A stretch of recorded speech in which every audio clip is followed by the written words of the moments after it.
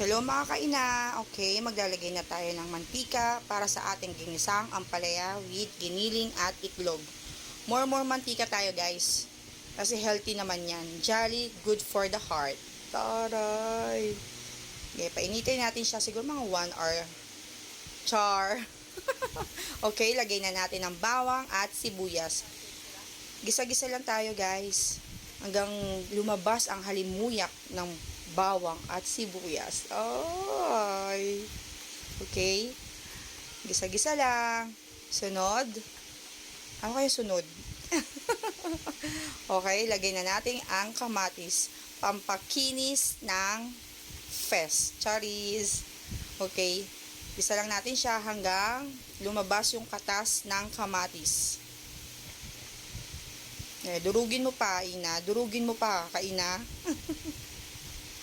Yan, sige, durug-durug lang tayo guys para lumabas ang katas.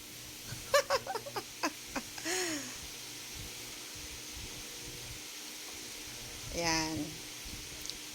At pagkatapos niyan,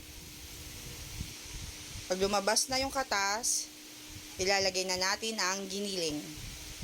Yan. Haluin lang guys, haluin. Yan, haluin lang natin hanggang maluto siya at mag-golden brown. Haluin din natin siya na maigi para mag-collide sila ng sibuyas, kamatis at bawang. Okay, halo-halo lang tayo guys. Siyempre pagkatapos niyan, lagyan natin ng paminta. Mahilig kasi ako sa paminta guys yung tipong nababahing na ako. Ganun lang. Ayan, haluin natin siya ulit hanggang humalo yung paminta sa giniling. At pagkatapos niyan, lalagay na natin ng bitter. Sino bitter dyan? Char. Siyempre, lalagay na natin yung ampalaya. So, bago ko yan nilagay dyan, inano ko muna siya sa asin, nilamas-lamas ko siya sa asin para mawala yung pait. Kasi pag hindi mo yung ginawa, siguro pagkakain mo sa ampalaya, maduduwal ka kasi nga, sabihin na natin mapait talaga siya. So, ayan, haluin na natin. Halu-haluin lang natin siya. Ano bang luto nyo sa ampalaya? Kasi ako ganito, kasi favorite to ni Ate Rain. So,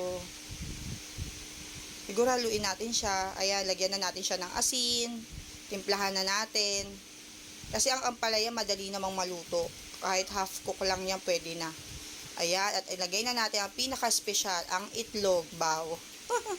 Siyempre, hindi mawawala ang ampalaya sa ang itlog sa ampalaya. Ano ba yun? Nagbakal pa ako. Tapos yan, lagyan natin ng konting asukal, pampabalance ng lasa. Kasi ako naglalagay talaga ako ng asukal para mag-balance yung lasa. Kayo, naglalagay ba kayo? Ayan, tapos after nyan, tadaan! Luto na ang ating ampalaya, corn giniling, corn egg. Sarap niyan. Makakalimutan mo yung pangalan mo. Bye!